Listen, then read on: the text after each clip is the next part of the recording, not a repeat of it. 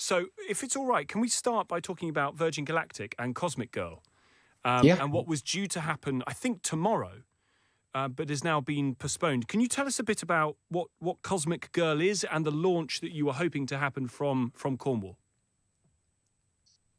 Yeah, so Virgin Orbit is basically a company that we've developed over the last few years, which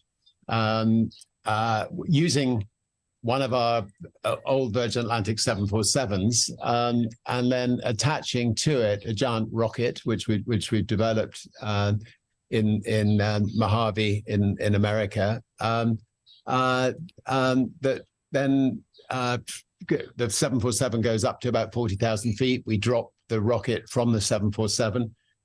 It will go from, ultimately 0 to 17,500 miles an hour into orbit, dropping off satellites. And this is something that's never been done before from European soil. We plan to do the first launch from Europe within the next 4 weeks. Yeah, very, very excited to be able to do that. Not least because the space industry is burgeoning, some of it in the UK as well, and getting the satellites that need to get up there in a regular, repeatable fashion is clearly very important. Why is it not happening in the UK? What's held you back from being able to do it so far?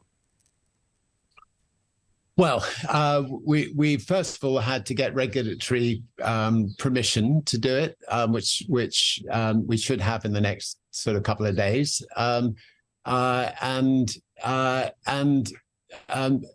obviously, you know, we would love to be able to do it regularly from the UK, and as far as the future is concerned, I'm sure we'll have discussions with the British government to see whether they would like us to regularly base a 747 in Cornwall. So hopefully it can continue to, you know, fly. You know, we can continue to offer the service for many years to come. Has it been frustrating trying to get that approval, trying to get the ear, trying to get the, you know, trying to push it forward? I think regulatory processes always take time, you know, I suspect we most likely should have continued to operate in America whilst we were going through that process. But you know, these things take time, or you know, in any countries, and I don't think Britain was any more frustrating than anywhere else. And do you see that the delivery of satellites taking things rather than people up there as the future of particularly Virgin Orbital and Virgin in space? No, I think from Virgin Orbit's point of view, that is its mission, but then Virgin Galactic's mission is to take people into space. I think that the amount of people who would love the opportunity to go to space is gigantic. I mean, it's almost infinite. If we over the years can start getting the price of taking people to space down, and so we are building, you know, a number of new spaceships and a number of new motherships in order to, you know, we've got 800 people already signed up to go to space, and more people signing every week. So I think they're both equally important. You know, the satellites, by putting satellites into space, I mean, we may not be able to be talking to each other without satellites in space. Satellites can, you know, check on what's the degradation of rainforests, the illegal fishing. They can check on what's going on in Ukraine. They can, you know, there's a whole raft of different things that satellites can do. And I think, you know, people who go to space come back, I think, transformed in a positive way.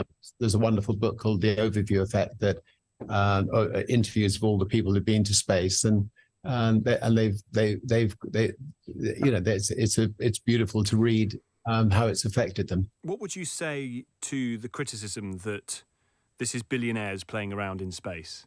You know, whether it's you, whether it's Jeff Bezos, you know, you're just having I mean, it must be an incredible experience going up there, but it's billionaires playing around. I would simply say that that private enterprise that have sort of taken over somewhat from NASA have brought the cost of space travel down to a fraction of the price that it was before, have brought the cost of the environmental effect on space travel down to a fraction of what it was before, and that's the advantage of entrepreneurs and enterprise going into government businesses. They you know, I think we know how to do these things you know, more efficiently and more environmentally friendly, and you know, the world will benefit from it. I mean, you know, the moon landing, there was no particular reason for it, but as a result of the moon landing, you know, incredible technologies were spawned off it, and the same will apply to having, you know, having three entrepreneurs competing in the space sector. Yes. There will be enormous amounts of benefits as a result. Well, given it was a race, I mean, getting to the moon was clearly a race back in the day. But yeah, as you say, you were racing against other billionaires. How pleased were you to be the first to beat Mr. Bezos? Do you know, I hate the word billionaire. I mean, why do you hate it? I see myself as somebody who loves to create things, and you know, I mean, for instance, you know, 38 years ago, I created Virgin Atlantic with one secondhand 747, and you know, and 38 years later, that you know, the team there are still as motivated and happy working for the company as they were 38 years ago, and it's offering real competition to British Airways. More recently, you know, we've created, I think, the best cruise line, Virgin Voyages in the world, where, you know, people who go on it absolutely love it and are coming back for more. And I think we've got all the details right. Now, I've never thought of going into these businesses with the idea of making lots of money. What I've tried to do is create things that people like and that enhance the Virgin brand and the reputation, and that at the end of the year more money comes in than goes out, and so I think you know, calling somebody by their wealth is slightly demeaning. I think that you know, that I am an entrepreneur. And I'm proud of what I wonder then to what extent you feel that actually there's a bit of an underappreciation or a lack of appreciation about what that process of exploring, engineering, building, creating, and yes, maybe at the end of the month more money comes in than goes out, what it actually brings, that sort of capitalist model perhaps has been under a bit of attack recently, and people don't appreciate the benefits of what private enterprise can actually bring. I think that's true. I mean, I think a lot of people do appreciate it, and I think there are some that don't. I mean, you know, if I you know, there's a documentary series on HBO called called Branson, which has just come running, and you know, it shows that, you know, here that as a young boy, you know, with £200 from my mum being able to sell a necklace that she found on the street, and which the police, nobody claimed. You know, we used that £200 to build the Virgin Empire. You know, whether it was record companies or whatever, but you know, so. You know, I think I've employed nearly 1.5 million people in my life. I was going to say that it's brought greater benefit than just for yourself, which is what people see. They see you and they, you know, understand everything that you've done to get to the point where you are. But actually, you've employed a hell of a lot of people. You created competition to drive prices down, whether it's on the trains, on planes, or in space. Yeah, I mean, that would be my defense. Well, let me put to you something that you said as you reached the edge of space, which was just, I mean, I can't imagine what that must have been like. But you said, to the next generation of dreamers, if we can do this, just imagine what you can do. I wonder what you would be dreaming of doing if you were starting again now. So a business is simply coming up with an idea that will make other people's lives better, and that's it in a nutshell. So and so I keep my eyes open all the time for situations where I'm frustrated. Originally with Virgin Atlantic, I was just frustrated because I couldn't get from one island back to Necker Island because the plane was bumped, and I decided, screw that, let's ring up Boeing and see if we could start an airline. So I think people just need to keep their eyes open all the time for what frustrates them, and whether they could do it better.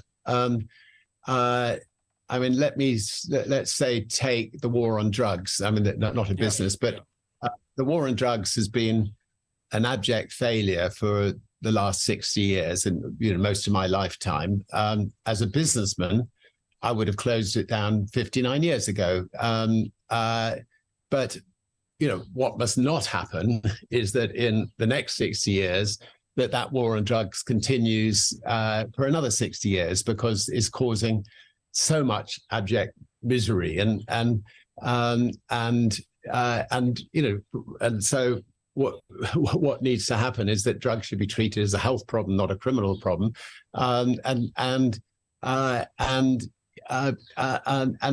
people should be helped and brought to become normal members of society again, and warned of the dangers, but not criminalized. And I can go through a whole lots of different areas in society which I'd love to see reformed. Well, let me ask you about one, because it's one that I talk about a fair bit, actually, is the science around psychedelics and mental health. Where there's been a lot of scientific discovery. Businesses have popped up in America. It's a very, very burgeoning industry. It's starting to happen in the UK as well. But governments here are slow to adopt the mindset of drugs as potential treatments, or these kinds of prescribed drugs as treatments, perhaps because of that mindset about the war on drugs. Do you think the UK government, or governments in the UK generally, are too slow to act on these issues, that there's an ideological block there? Yes, I mean they're definitely too slow to act. If you take America, and just take America and cannabis, the different states experimented in different ways. So some states legalized, some states legalized medical marijuana,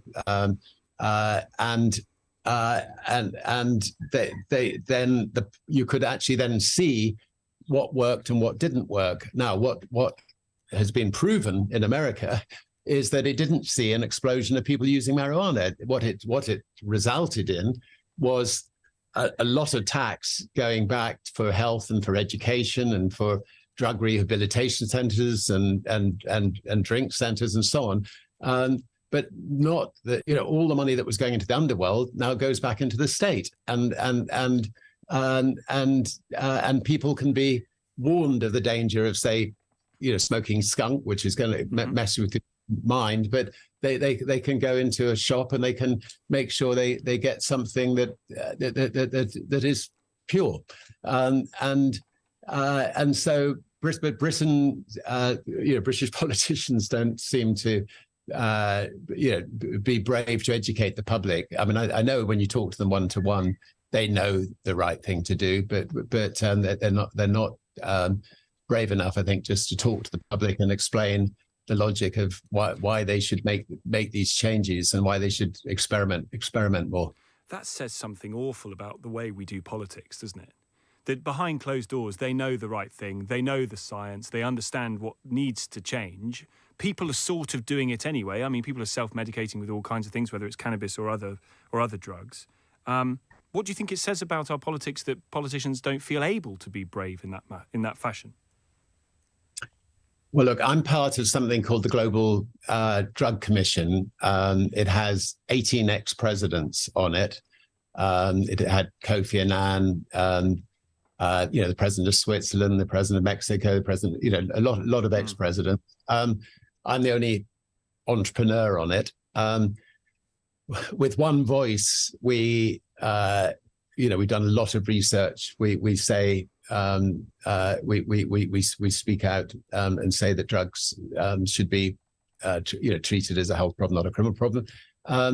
But equally, in fairness to current governments, those 18 presidents didn't do what they should have done when they were in positions of power, and they all acknowledge that, and they all feel really bad about it. I mean, genuinely bad about it, which is why they're spending enormous amounts of their time trying to educate younger prime ministers and younger politicians to do the right thing.